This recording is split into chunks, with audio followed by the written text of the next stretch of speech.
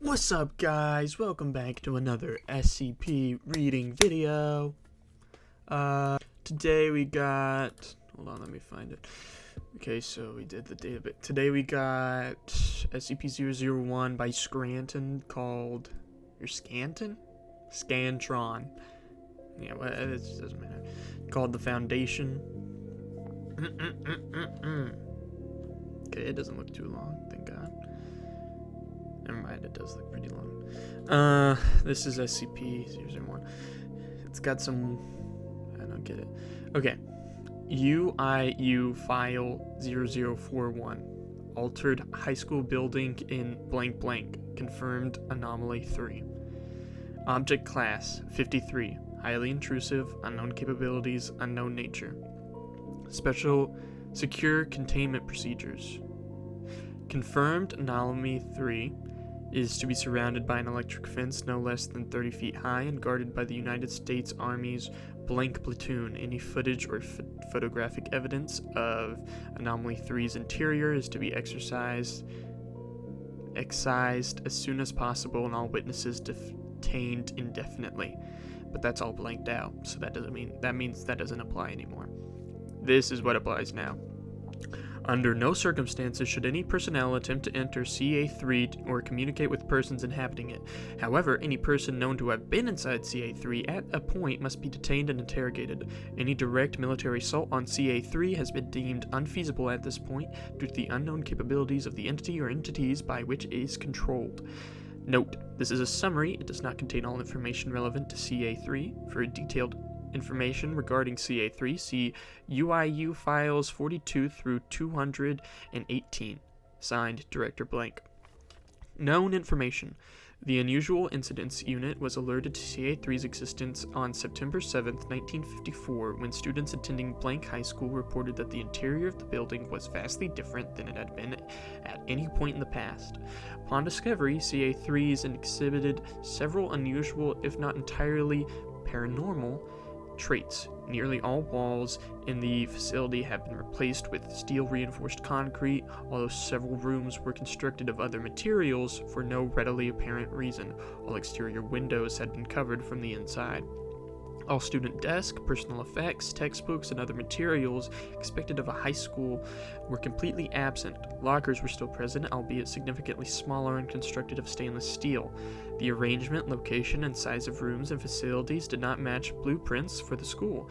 Often rooms would exhibit seemingly random modifications, although the number of changed rooms is currently unknown. No fewer than 17 electronic computers were found, each of which made use of state-of-the-art magnet core RAM. Prior to its classification as a confirmed anomaly, Blank High School had no computers. All files on the computers were inaccessible, and the computers themselves were firmly bolted down. The auditorium is inaccessible due to large steel wall completely blocking the doorways. Attempts to move or damage this barrier have been ineffective. The extent or purpose of this barrier is unknown, and as are the contents to the auditorium. A team sent into CA3's interior to do a complete survey, Team CA305, did not return, nor did a second team, Team CA306, tasked with locating the first team. The facilities are currently under lockdown pending new containment protocols. Update. 23 days after initial discovery, guards reported white noise emitting from CA3, the volume of which increased near its auditorium. 5 hours later, the white noise stopped, although the sound of the voices was inaudible from interior of CA3. Upon further investigation, it was found that the building now contained a large number of persons, all of whom appeared to be wandering aimlessly through the facility. Notably, each individual was physically identical to a member of the team of CA306, despite the inhabitants of CA3 vastly outnumbering the members of CA306. Attempts to interview or detain the inhabitants were thwarted by classified. The 12 members of CA305 were not found. In addition to the aforementioned, the interior layout of CA3 had significantly changed since the previous investigations. No mechanism which could explain this has been identified. Update. 3 months after the previous incident, white noise was again heard emitting from the auditorium. This time, the decision was made to investigate immediately. It was found that most of CA-32, the designation given to the inhabitants of CA-3, had gathered near the doors of the auditorium. A circular hole, roughly 6 feet in diameter, had formed in the stainless barrier, although the interior was not visible. At 3:10 hours, an item resembling a blank, or classified, emerged from the hole and was carried away by an inhabitant. The item was placed in one of the classrooms, which had not previously been observed to open. This process continued for upwards of 8 hours, with a new item being produced once every 3 minutes. Most were seen entering a different room or locker, although insufficient personnel were available to track all items. Further investigation revealed that most, if not all, items exhibited anomalous properties themselves. A significant portion of CA-32 are involved in either guarding the items produced, collectively CA-33, or performing various tests on them. Update.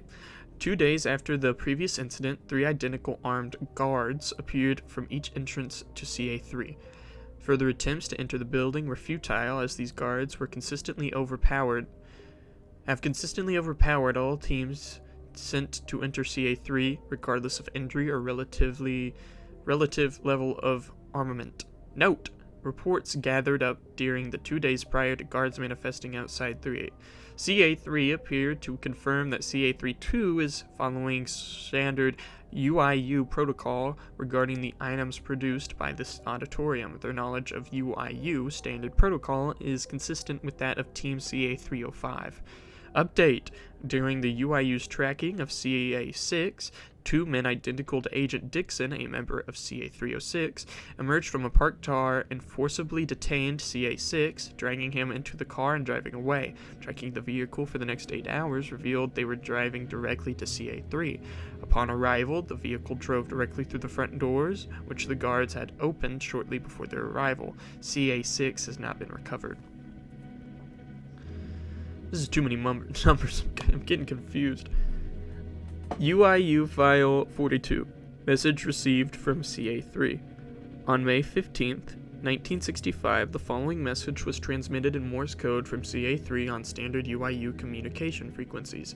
Sensitive data has been classified, and the beginning of each sentence has been capitalized, but the message has otherwise not been changed. Hello!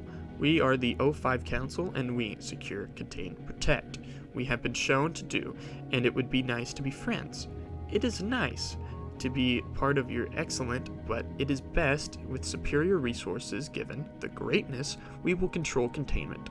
Our sincerest apologies regarding guards and detainment, workers and secrets kept needed. The time and waits, we apologize. The radio blocked by 1 SCP or 2. Expect an expansion soon, for we spaces for although away from auditorium. Okay, but unwant. 8 hours later, the following transmission was received. Expanded now. See, the blank federal building. It is now a functional need doctors, guards, demon recruiting. Anomalous found, and further possible international. Researching, of course, possible. International may be days, weeks to do. Further, we O5 are aware, sorry 206 missed, that legible barely, but go between auditorium not blank. Goodbye and luck with your troubles. For further information, see UIU file 0 blank, altered federal building and blank blank, confirmed anomaly 10. Okay, so with the very weird format, the different use of language, like usually it would be called SCP number, not UIU file. Object class is different, they call it 5.3, when it's usually Euclid or Keter or Safe. Special containment protocols, it's usually special containment procedures. Known information is usually description. And then it's not updates, it's addendums. So it makes me think that this high school, this CA-3 anomaly, is the Foundation repurposing guards sent in by the government to investigate this anomaly into their Foundation. So the Foundation originally is an anomaly that's just containing items that were produced by themselves. It's kind of weird. I don't think it has a lot of merit, but I think it's cool. I think it's an interesting premise. and I think it's cool. So that's it. That's the Foundation.